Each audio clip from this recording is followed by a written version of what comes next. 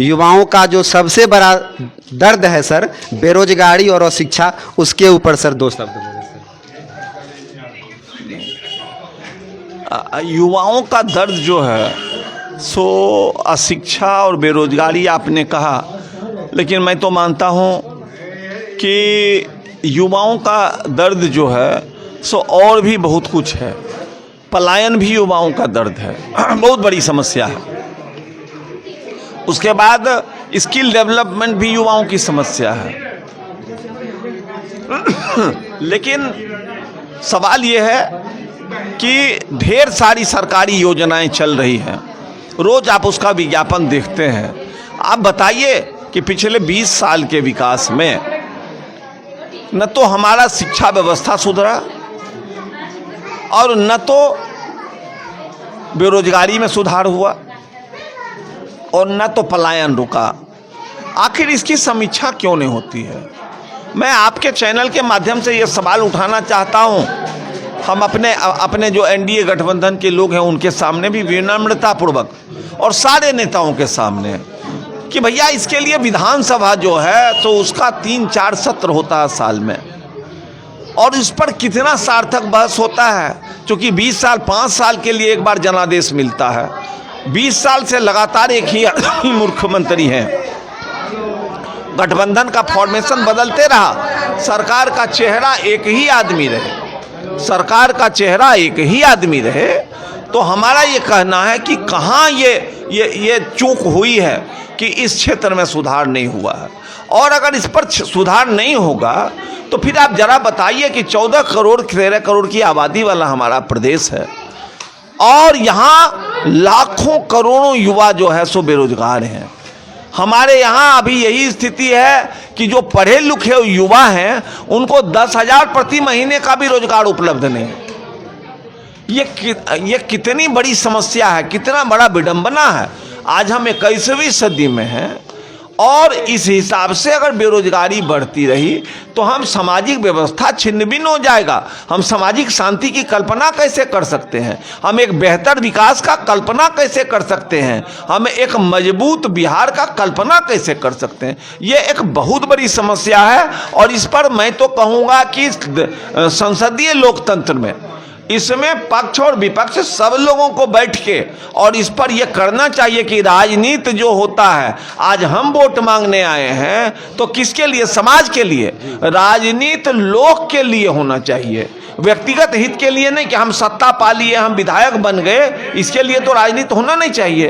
तो इस मामले में सारे ही लोग कटघरे में हैं और मुझको लगता है कि इस पर एक सर्वांगीण नीति बननी चाहिए और हर युवा के लिए यह निश्चित होना चाहिए कि जो भी हमारा युवा जिस लायक है, अगर वो ग्रेजुएट होता है, पोस्ट ग्रेजुएट होता है, तो उसके लायक कम से कम नौकरी की व्यवस्था अगर नहीं हो, अगर हमारा सरकारी तंत्र नौकरी नहीं दे सकता है, निजी क्षेत्र नौकरी नहीं दे सकता है, तो रोजगार की व्यवस्था तो हो ही हो। ये घोषणा पत्र में भी आना चाहिए, ये अमल भी होना चाहिए। जी सर।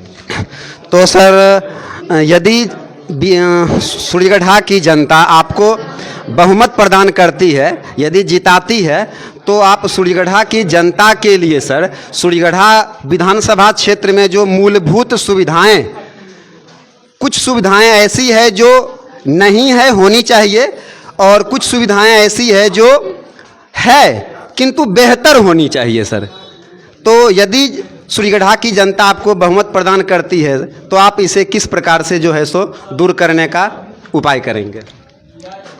देखिए, एक विधायक का जो अधिकार क्षेत्र होता है, वो विधायक का अधिकार क्षेत्र होता है कि उसके विधानसभा क्षेत्र के अंतर्गत जितना भी क्षेत्र है उसके हिसाब से उसके सर्वांगीण विकास के लिए बिहार सरकार का जो बजट है, उसका जो योजना है, वहाँ हम अपने क्षेत्र की योजनाओं को अधिकाधिक हम जो है वहाँ लाभ दिलवाएं, उसको स्वीकृति दिलवाएं और उसके हिसाब से उसके लिए हम अपने क्षेत्र के करीबन 3,60,000 वोटर हैं यहाँ, तो उनके हित की आवाज़ को बुलंद करें विधानसभा में।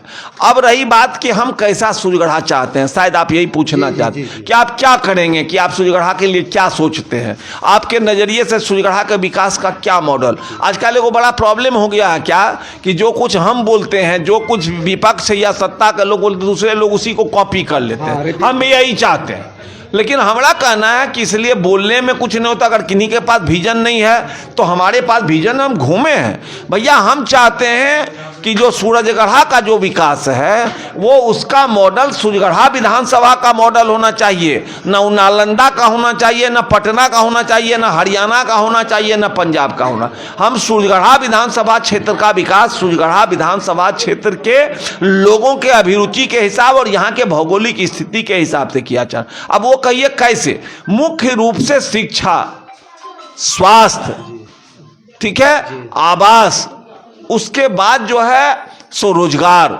ठीक है, और पलायन रोकने की व्यवस्था। तो मेरा कहना शिक्षा के लिए आज आप देखिए, primary education, secondary education, higher education, सारा एजुकेशन व्यवस्था ध्वस्त है। यहाँ एक कॉलेज कोई बता दीजिए जहाँ पूरा क्लास होता हो, साल का कुछ नहीं होता है। सवाल है कि शिक्षा व्यवस्था में आमूल परिवर्तन होना चाहिए। और काफी लेट चलता ना सेमेस्टर लेट चलता, सो चलता, क्लास कहाँ होता है जी।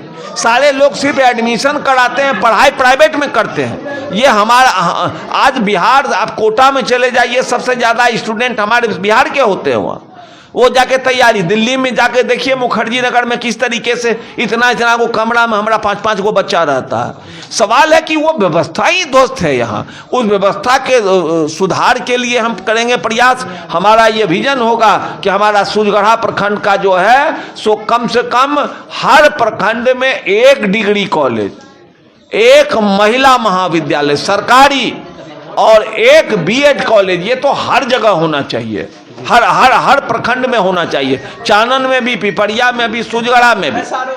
उसके बाद बहुत बड़ा प्रखंड है सूरजगढ़ा, इसको बांटने का जरूरत है। पीरी बाजार जैसा क्षेत्र है, कजरा जैसा क्षेत्र है, मेदनी चौकी क्षेत्र है, इस तरीके से होना। बगल के आप शेखपुरा जिला में देखिए। एक बात हम और कहेंगे, सूरजगढ़ा और शेखपुरा दोनों 1952 में 7-7 प्रखंड था।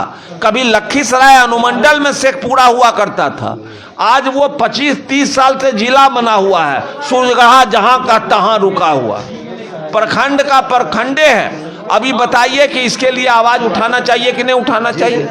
तीसरा बात है कि स्किल सेंटर होना चाहिए। अगर हमारे बच्चे ढेर सारे हैं जो यहाँ से शिवनगर से उठ के, लोसघानी से उठ के, मनियारचक से उठ के, कस्बा से उठ के वो जाते हैं बाहर पढ़ाई करने और जैसो कि ट्यूशन पढ़ने के लिए। अब उनके लिए एक काउंसलिंग सेंटर कम से कम प्रखंड लेवल पर होना चाहिए, ताकि जो विशेषज्ञ हैं उनको बताएं कि आप कहाँ बेटा जाना चाहते हो और कौन संस्थान बेहतर है। नकली संस्थान में एडमिशन लेके पैसा बाप माई का चला जाता है, लड़का शर्म से बोलता नहीं है अपने लोगों को।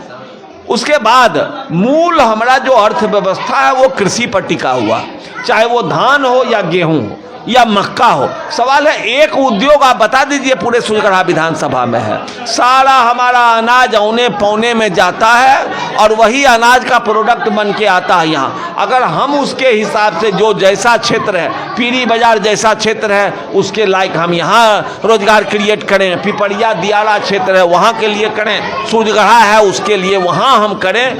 अगर छोटा छोटा स्मॉल स्केल इंडस्ट्री के लिए सरकार प्रोत्साहित करे, मुफ्त में जमीन दे, बिजली का शुल्क कम करे, यहाँ के लोग उसमें लगाएं पूंजी या बाहर के लोग आ गए। आप एक चीज बताएं हम आपको आश्चर्य होगा, सूरजगढ़ा पूरे विधानसभा क्षेत्र में एक भी कोल्ड स्टोरेज नहीं।